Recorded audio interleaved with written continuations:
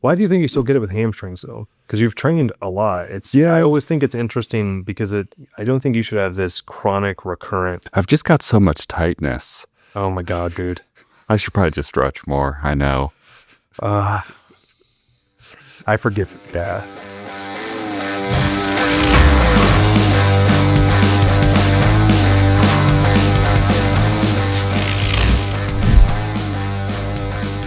Welcome back to another episode of Past Your Prime, the podcast for the active adult who currently needs a GPS and a motivational speech to get from the sofa to the kitchen, or to stand up off the toilet. That's a good preface for today's episode.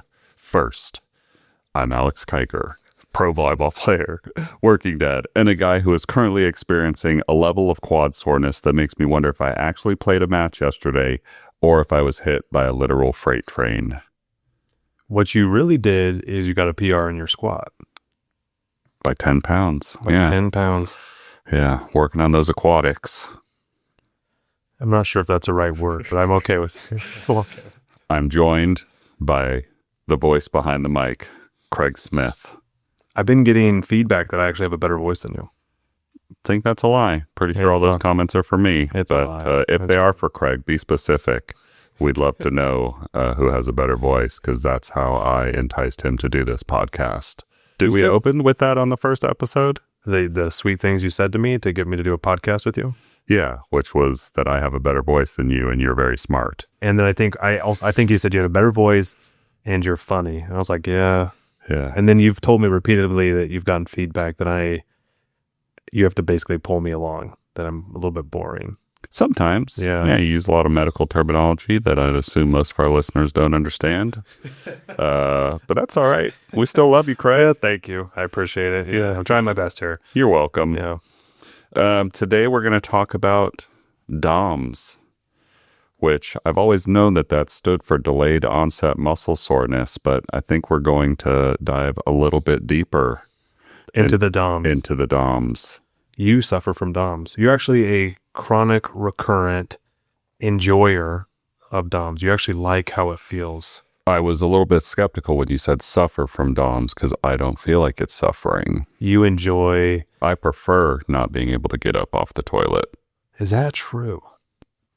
And maybe not that. Sometimes those days are pretty hard. Now, but normally, you said quads in the intro, but I think normally it's your hamstrings. Hamstrings usually hit me the worst. Abs have been hitting me pretty hard recently. Really? Go on to that one. I've never heard you say that before. No, I don't do abs very often, so when I do them, they get very sore. Should I get hurts to go to the bathroom? It hurts to cough or sneeze or giggle. Yeah, you might have an infection. Yeah. Yeah. So that's one of the things we could talk about, is just how to know the difference between a GI infection and delayed onset muscle soreness. Yeah. I just keep on coughing up blood and yeah. It looks bad. Right. That's not DOMS. That's not delayed onset muscle soreness. Are you sure? Yes. It's a different disease process. Yeah. But I think that is a good place to start, because before we started recording, you asked me what is DOMS, and all I could say was delayed onset muscle soreness. And then we tried to dive a little bit deeper, and we concluded that I'm an idiot. We never said. That's terrible. No, what I would say, delayed onset muscle soreness. Let me try first. Go ahead. Because I think I was probably wrong, but I envision it as your muscles have these micro tears, and then through the hypertrophy process, which I couldn't actually articulate what that was either, your muscles are then starting to kind of repair themselves. I likened it to a bridge that a semi-truck went over, but it was only rated for cars. And then the construction crew comes in, but the bridge is cracked. So the DOMS is the little people fixing the bridge, and then it all just falls apart. So I do like how you what do you call that? Anthropomorphize the term DOMS. So when I think of delayed onset muscle soreness, most often my brain is thinking about what we call a tissue response level, which on our team, it's just when do you feel symptoms, and it's really useful for a feedback loop development. So if somebody tells me that they hurt during an activity, I'm not thinking delayed onset muscle soreness. They hurt later in the same day. We're not thinking it. They hurt the next morning even. Often we're not thinking it, but sometimes you can have it by then. Up to 72 hours later. In that section of time, there's numerous things that can cause the feeling of muscle soreness. That's why DOMS is not, it's one of those diagnoses or terms that people will say that they use to not consider what it is at all. So that's my only concern. When somebody says late onset muscle soreness, there's a whole bunch of things that can cause a delayed feedback loop that feed into that time period. But let's say it is DOMS, delayed onset muscle soreness. The best theory of what it is at this point is really close to what you just said. You have micro damage to the muscle structure. Following that, you have an inflammatory response. Your immune system comes in, you have an inflammatory response, and then you have nervous system sensitization. And that takes anywhere between 12 to 48 hours to peak. So you don't feel soreness the same day. It's a physiological process that's happening. You feel soreness when the nervous system sensitizes about 24 hours later. For me, I always called it second day soreness because I'm not going to have it the day after the activity, but one day following that, and usually the most lit up. I love the alliteration there. Second day soreness. That's just what I've called it for as long as I can remember. I'm definitely stealing that. No, trademarked. You can't have that. That is now part of. I will give no credit. System now. I will give no credit. No, I'm just sure. You let an idiot contribute to your system. How do you feel? Second day soreness. Yeah. But my biggest concern with it is it's not whatever that is. It's most people seem to get used to it or they like it. I don't. I would rather you be able to exercise and not have it at all. Which I've gotten better from, and I think just with more time and more training, for the most part, those will go away. I find now the higher amount of reps that I do on certain exercises will trigger it a little bit more. But aside from that, I rarely get much of it. Why do you think you still get it with hamstrings though? Because you've trained a lot. I always think it's interesting because I don't think you should have this chronic recurrent. I've just got so much tightness. Oh my God, dude. I should probably just stretch more. I know. I forgive you. Yeah. No. I don't even have to apologize. Oh my Lord. I don't think it's because of a lack of flexibility. And it's very interesting. I always look for if it's a muscle that crosses two joints, a biarticulate muscle or multi-articulate muscle, just means that it goes more than just one joint. So like your hamstring, it crosses multiple joints. I think there's a predisposition to those to have delayed onset muscle soreness because of the same issues that we see with muscle cramping, where that muscle can be in active insufficient positions. It can start to become dominant when it shouldn't be dominant. And those things lead to these almost overactivation issues. So when you're doing the activity, you're pulling in a muscle that shouldn't be pulled in. So yeah, you have DOMS, but really you have a muscle patterning issue that needs to be corrected. That'd be my take. You always have a hot take. I definitely have a hot take on that. Now, going back to the old school, I was told that it's just the lactic acid buildup in your muscles. Is that true? Or is that bull diddly squat? Well, the issue with that hypothesis is that lactate gets cleared from your system within, it doesn't stay there for 24 hours to 48 hours. So it doesn't match when you're going to get the symptoms. So it gets cleared within an hour really. It gets really cleared out really fast. We used to do a test in college called the Wingate test. You ever heard of that? No. It's not a fun test, but it's 30 seconds long. Wingate? Wingate. Wingate. Wingate. And you do it on a cycle ergometer. And they basically put this resistance based off of your body weight. And you spin really fast with no resistance. And then they flip a switch and the resistance hits you. And then you go as fast as you can for 30 seconds. In the first 5 seconds, it doesn't feel like anything. 10 seconds, it feels like you're just starting to work out. 15 seconds, for me, I'm now starting to feel a burn in my quads. But by 20 seconds, I'm seeing Jesus. And I feel like I'm about to pass out. And I never did one without almost vomiting. But I vomited quite a bit of times afterwards. For 30 seconds? Because you go as hard as you can the whole time. And it's crazy. And then part of that was I produce way more than normal lactate. When you go, so when you're doing that, you're using an energy system, and there's 3 of them in your body. So you have your creatine phosphate, your phosphagen system, you have your anaerobic system, and then you glycolytic system, and then you have your aerobic system. And when your body doesn't have access to oxygen, you go anaerobic, and that can cause a change that then, for me, I have a really bad response to it. It really messes me up. And it's partially because I was not good at clearing the byproducts of glycolysis. So for glycolysis. Can you not do a Tabata? Does a Tabata just blow you up though? It's really hard for me, actually. No, I mean, it's kind of funny. I have a really large disparity between my 1 rep max and my 3 rep max. Like a gigantic I disparity. remember you lied about that once on the podcast. I did not lie. What I'm saying is I can do way more than what my estimated 1 rep max would be.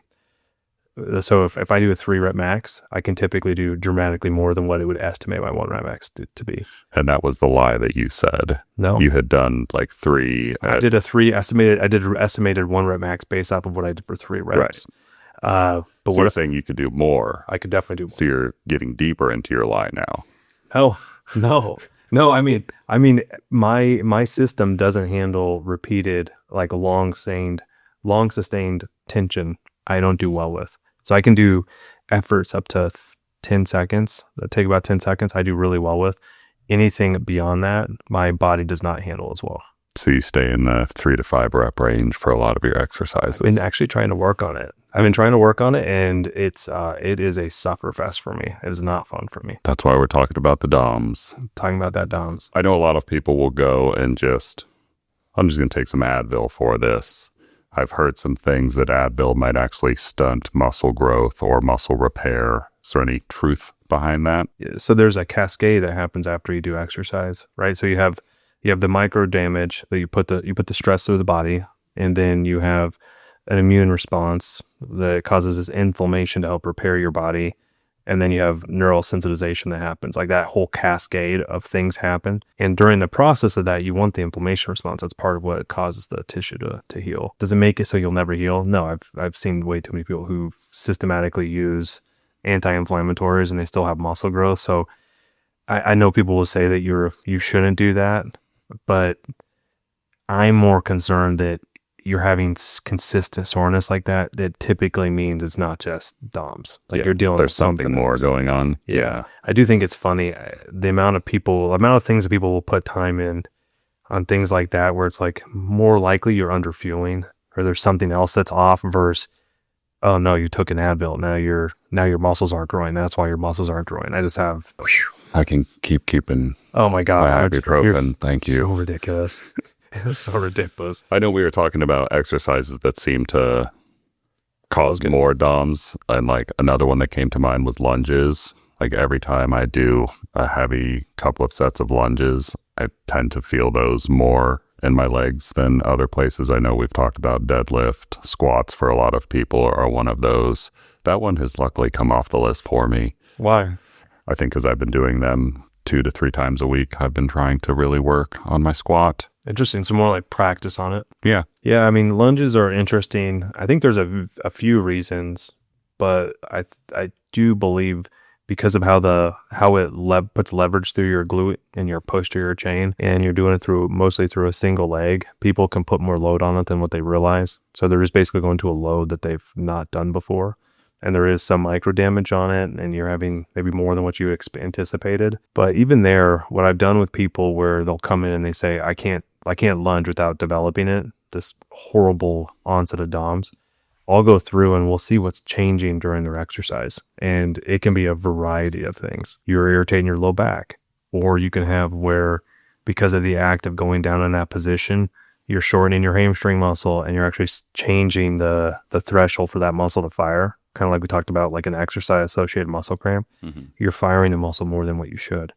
And so, for example, if that's what's going on, if you superset the lunge, keeping the weight the exact same, the weight that was causing you to have this huge soreness, 72 hours, 48 hours later, but you do some like a light glute squeeze where you only feel in your glutes, don't feel in your hamstrings, they won't have they won't have DOMS. And that just tells you that you're having a patterning issue develop during the normal course of an exercise. You're not activating your muscles prior to fully utilizing them. It's almost, that's actually a good point. No, I actually think the act of the exercise is causing the glute muscle to become inhibited. Yeah. Those are the types of things where that's a patterning issue. Yeah, the symptom response, which isn't an injury, is DOMS, but the actual solution in that situation would be repatterning your glute. relative to your hamstring during a lunge. Are there scenarios where it might be DOMS, but it's actually something else? I would say so. I mean, when people come in, it's typically because they're and they say it's a delayed feedback loop. Like I can't tell what's happening, but I exercise and the next day I seem to have extreme soreness or pain. That's not DOMS. That's an injury. You actually have an injury. Whereas DOMS is just a normal physiological process to more eccentric loading or an increase in stress, increase in load. Those are two separate things. And oftentimes people will think that they have this normal soreness response, but if it goes on for months and it seems to be building and it's actually painful, like more than just soreness, yeah, we have all sorts of injuries that can do that. You can have a slow feedback loop for a back symptom, like a lumbar referral if it's your hamstrings. You could have neural sensitization. So you could have something that's happened to your nervous system so it has a larger than normal response after you exercise. Those are injuries, and those have to be treated as injuries. How long would you say you need to be on a specific training regimen for you to not experience DOMS anymore? Well, I think this is where me and you disagree, but what I would say is after you do one workout and if you have a bad response to that, I always drop load. I would reduce it to where I would always try to get your workout to be the point where you don't have a significant delayed onset muscle soreness response. Why? Partially because I think at the end of the day, it does limit you because you almost train your body to have this bad response. And let's say it's a muscle patterning issue. I'd rather break apart your muscle patterning issue, reduce the strain that you're going through, the weight that you're lifting for a period of time, and then I'll be able to build it back up much faster than if I just have this person every time they load at this certain weight, they hurt themselves or have nasty soreness. I think it's a trap. I think it's a mistake. I just haven't seen the performance decreases in the times when I'm sore. Interesting. Yeah, I guess that's maybe the other side of my argument. How are you measuring it? What's the performance? Usually just with dunking. Like I'll go and do a heavy leg day, and then 48 hours later I'll go and do a dunking session. And while you're sore? While I'm sore, and I don't expect to be able to do it, and then I can. That's interesting. I mean, I think that is an interesting difference between tissue capacity and physical capacity. What does it feel like when you're not sore at all? Slightly better. What's better though? Just I can jump a little bit higher. So that would be different than what you just said. I mean, I would say it's very small amount. I mean, we're talking probably less than an inch here, but okay. Yeah, I mean, I guess it feels better subjectively. I don't know that there's actually much of a performance difference at all. I feel better because I'm not sore. Okay. As opposed to, okay, I'm sore. Maybe it takes me a little bit longer to warm up, but then I'm getting the same athletic performance out. Yeah. When you do your warm up, does it reduce the soreness that you were experiencing? A little bit. Yeah. I mean, I had to think about it. It wouldn't surprise me, and that may speak to the idea for me that when you're having this response, like your normal DOMS, then you do your warm up and you get to where you're feeling better. I think you're probably just repatterning, bringing muscles that should be back on, and you may be inhibiting some of your pain response, blocking some of the signals that were going up the chain get reduced. So It wouldn't surprise me if you're not causing muscle damage that there's no difference in performance. What I fall into is people who have that. I think that they're more at risk for doing too much. I think that if they do have a second injury happen and it interacts with this bad response, it can be a much worse situation. But I just think there's no value in DOMS. I don't think it's that useful. And you can absolutely have the micro damage where your body then heals it and not have DOMS. So the whole idea that they're one's required, it's not required for... You don't need to feel the pain to actually progress. No. And I get nervous because the neural irritation that we're talking about are what we talked about in the last episode, which is your nociceptors. I don't see why we'd want to create a sensitization process that's not necessary. That's where my brain goes. But once again, my brain's always looking at where people have a bad response and it doesn't go away. And then it limits their ability to be physically active. I guess on the other end of that is the hamstring for me, where I know if I do a hamstring workout, I should not do anything super athletic the day after, 2 days after I can. And if I'm sore, then it's fine. But almost every instance where I try to jump a day after doing heavy hamstrings, I feel like it's about to pull at any moment. And has. And has. Okay. So I've just had to be strategic about that timeline. Yeah, so my concern on that does not sound, that sounds like an issue that you should actually address. Every episode, something else to address. But I would say, I think it's pretty simple because you know the exercises that cause it. Yeah. You said lunges? No, you said just heavy. Deadlift. Deadlift would be one of them, but heavy hamstrings, yeah. So I would superset that. Well, which heavy hamstring exercise? I mean deadlift, but sometimes I'll do the hamstring curl or the seated hamstring curl. For the hamstring curl, you're doing it seated, not prone? I do both. My concern would be on that one would be that I wouldn't superset an exercise where you're going to put the hamstring muscle in a shortened position, because it's going to, remember, if you put the muscle in a shortened position that's a biarticulate muscle, we call it active insufficiency, it changes the threshold for the muscle to fire. So you're literally just, if you did the deadlift first, you've already altered that muscle state. So now it takes less for it to fire. And then you throw on an exercise that puts it in a shortened position and then asking it to fire again. You're basically I never do those on the same day. Okay. Yeah. You do it the day after? Usually I try and only do hamstrings like once a week. Okay. Because I just don't like my hamstrings to be sore. It's the one area Interesting. I don't You like. don't like it. Yeah. Okay. So it's one that's it's punished you for making that mistake. Yes, but only when I go heavy. So kind of to one of your points earlier, if I lighten the load, it's usually not as bad. Yeah. My first, I was just doing like 135 deadlifts for, I don't know, like 3 months. Yeah, that's fascinating because you have a series of things that interact with why that would be an issue. We know you've had a history of a back issue. We know that you can lift really heavy and that you enjoy the feeling of soreness. We know the deadlift then is one that could be micro irritating your back, but that could also be doing something to put your hamstring into a state where it fires more than what it should. I would aggressively go after the deadlift, and I wouldn't reduce the weight. What I would do is I would say, okay, I'm going to do my heavy deadlift. I'm going to traction. I'm going to inhibit the hamstring. I'm going to activate the glute, and I would do that as part of your set, especially in your warm up sets, and then maybe hit your working sets as high as you want to. And then I would have a cool down set where I did that again, where I traction in the back, inhibited the hamstring, and then activated the glute. You tie those ones together, I think that you wouldn't have, I think you'd be able to do what you're talking about, jumping as much as you wanted to the next day. All right. We'll get it trying. Anybody who tells me that they have their hamstring becomes tight or overactive, I completely eliminate hamstring curls. I think of all the exercises, it's just, I don't think it's that valuable, but you're firing it in a shortened position, especially if it's the prone hamstring curl where your hip is an extension and then you're flexing your knee. That's where you're laying down. Laying on your stomach. You'll see some of that with seated, but because the hip's flexed, you're not going to get it so short as you would the other way. All right. I don't like prone ham curls at all. Do you have a lot of things you don't like? I don't like for people with hamstring issues. There you go. Otherwise, I don't mind it. Let's go to kind of the other side. What do we do about DOMS? Are there preventative measures?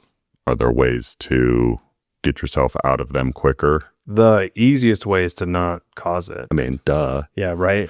I know, and that's kind of the crazy part. My first thing would be, if it happens once, that's totally reasonable. But if it happens more than once, I would build a plan around it. So, and instead of being reactive after it develops, I would be proactive and not allow it to develop. That's where you can figure out what things and what exercises are the ones triggering you. So really get a clear list of what things are actually causing the problem. So for you, it's deadlifts. Yeah. From there, after I know what things are causing, I would put in the superset the things that make it feel better, to allow it to recover better. Now, let's say you can't prevent it whatsoever, and it develops. There's a few things I really like. I treat it like a hamstring cramp. Like if I was working with you, I'd treat it very similar, which means I'd want to reset the threshold for the muscle to fire. If we know that it's an inflammatory response that's happening, I like light exercises that don't cause the symptoms, that you just basically in a full system movement. Mm-hmm. I find that to be very, very useful, especially with local inflammation processes happening. I absolutely move. So I think one of the biggest mistakes is to not do any movement or anything at all. And then light loading to it, I think, can be super, super helpful as well. But the idea is it shouldn't cause it to feel worse at all. So if it's something that causes it to feel worse, I'd be really careful with it. I try to keep like 3 days in between my heavy leg workouts, and that keeps me feeling good. But let's say I've got 48 hours in between and want to hit another leg day. Is it safe to do that? Could be. How are we talking about severe DOMS? So if you have a severe case of it? I don't know that I have severe cases aside from when I take a long time off of exercising, but sure. And let's say we're ruling out the idea that you're underfueling. So you're fueling enough, you're getting sufficient protein.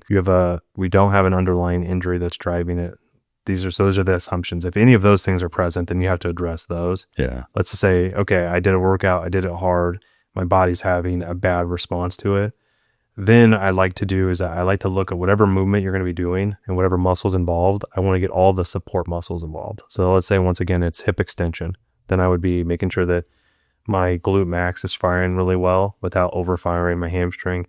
I want to make sure that I don't put the hamstring in a shortened position while firing it. I'd want to do reciprocal inhibition. So I'd fire the muscle that's opposite to it. So I'd do more quad exercises without feeling like my hamstring is firing. I would do things around the gastroc. The gastroc's also a knee flexor, like the hamstring's a knee flexor. So I do things around the calf without feeling in my hamstring. Those are really useful, and it gets the muscle into a nice, comfortable state. This is one of the situations where you can use the Golgi tendon organ, where it's inhibitory to the muscle, especially if you find that it's cramping.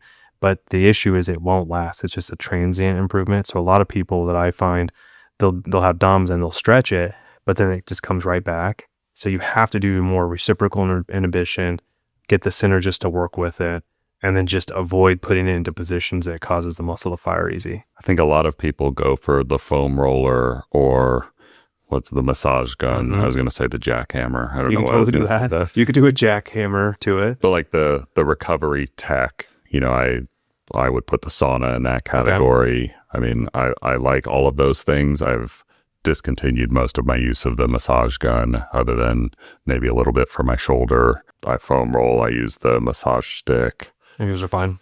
The idea on that to me... What's the science behind those, I guess? Well, what I think is being said is probably promoting a better state for that area for the muscle to heal. But once again, you're most likely just treating the inflammatory response, 1, or 2, you are giving your threat detector system input that blocks the pain signal. Okay. Or blocks the transmission of your danger receptor. That's all I feel like it's doing. I don't think the sauna, for example, you're getting this full body system response. You're increasing heat in the area, so you're giving new stimulus. And for example, if you find the sauna feeling good and you're more focused on the heat, like we talked about in the last one, your anterior cingulate cortex is going to be more focused on that versus the soreness that you were feeling. If you start to do physical activity, you're taking advantage of your enkephalin and endorphin response. It's going to block signals going from the first order neuron to your second order neuron. So you're taking advantage of these mechanisms, which I'm totally fine with you doing. But if the idea is, what should I do to make it go back, get better faster? As long as you're fueling well, you're hydrated, you're taking in protein so the muscles can actually rebuild, and you're doing light movement, that's sufficient. And if you're incredibly sore, the real fix is that you correct what caused it in the first place, which is lighten your load. Lighten your load, or if it's injury driven, fix the injury. But with the sauna recovery, with foam rollers, you think those are more of a distraction rather than like bringing more blood flow to the area or something along those lines? Yeah, a biological process. Well, so I think that you might be helping with the inflammatory process. So I'm not denying that there could be components on it. Do I think that the foam roller is making the muscle heal faster? Absolutely not. Just making it feel better in the moment. In the moment, which is and I think that is a good enough reason for sure to do it. I think the sauna gets rated as a panacea for a whole bunch of different issues. I don't think it's that big of a use for DOMS. Like, it may make it so that you get more blood flow into the area. The idea that that's going to stop the neural sensitization that's happening, I think, is very debatable. And the other part that I think is interesting is you can have that inflammatory response and have no symptoms. So what's interesting is that it's not like when you work out and you don't have DOMS, you didn't have the exact same thing just happen. There's something that's different in those situations where delayed onset muscle soreness occurs. And it's really interesting to me that it happens in very similar places over and over again, which if you listen to our last episode, part of that could be that you've sensitized the area, that the nociceptors in those areas have actually lower threshold for them to send signals. And if that's happened, okay, go do the sauna. Like, and so I think a lot of like the health guru guys will push some of these sauna protocols and this other stuff, and they could be useful, but part of that I think is it could just be changing what you're focused on. I really struggle to think that the idea is that you're somehow changing the inflammatory process for that body part. Yeah. So it's just inconsistent. And then if you look at the reason DOMS is such an interesting topic is it's not exactly clear. It's not written in stone. And partly the reason it's not as clear as we expect it to be is because you can see the same process happen in the same person, or the two different people, the exact same process, and one will have DOMS and the other one won't. And so when you see a situation like that, there's way more nuance to what's driving the issue. It's not as simple as what we think it is. Which basically you're saying that you don't need DOMS to see progress. Absolutely. Which is why, like, even though you don't have DOMS, it doesn't mean that you didn't have the micro damage that you're looking for the tissue to heal itself. And that's the part, that perception is one of those things where people can drive themselves into a hole because they think they have to feel sore to actually to achieve progress. You don't. And from your perspective, you'd actually prefer that people don't have DOMS at all. So the biggest reason I don't want DOMS is I don't want to have a sensitization process to the nervous system that I don't have to have. That's number one. Number two, I don't like to cover things up. So people will have DOMS and it may mask that you also had a back injury at the same time that you don't realize. And so you wouldn't believe how many times I've had where DOMS is actually covering up a true injury. And the reason that the person continues to have the soreness, it's not muscle. It's not the muscle recovering. They had a back injury or they have something else. And this recurrence was being masked by this, well, I like to feel sore. It wasn't good. I may be talking about. But I do like to feel sore. You do like to feel sore. Oh, that's so true. But you enjoy it. I mean, if you enjoy being sore, I'm okay. I'm always fine with people hurting themselves. It doesn't bother me, but it's more like if it's a problem for you and you keep on having this recurrence and it's really limiting your enjoyment of the activity, or you feel like you're having some performance limits because of it, you can absolutely get past that. You can make it go away. And that's when you need to go to smithperformancecenter.com. I'd love if you come here. And sign up to see Craig or one of his associates. Yeah. Anything else that you wanted to touch on for DOMS? I think we hit it. I think we got it. I do feel the idea, if you're taking a supplement to mask it or any of these other things, before you do that, I would check the patterning issue. And then I would talk with somebody if you're under fueling. I think those are big ones to also consider. But if it's something that's going on and it's not going away, yeah, there's something that's driving it. So if you're walking down the stairs sideways like a wounded giraffe, it might just be DOMS, or you've broken one of your legs and you should go to the ER. Wounded giraffe. That's a good visual. That is a good visual. That one. Yeah. The good news is you're probably not broken. It's probably just the DOMS. The bad news is that Craig's going to tell you to move anyway. That's the bad news? Yeah. Because most people, they're having trouble getting off the toilet and they don't want to move. Yeah, they want to stay on the toilet. Or they want stuck. They are stuck. Staying on the toilet. If you like this one, stick with us. Give us a subscription. We like those. You can rate us, but only 5 stars. You can rate us less than that, but don't. Would you? Yeah. That's messed up. And then, go check out smithperformancecenter.com to get your training, nutrition, and physical therapy on point. Boom. PYP, baby. Peace.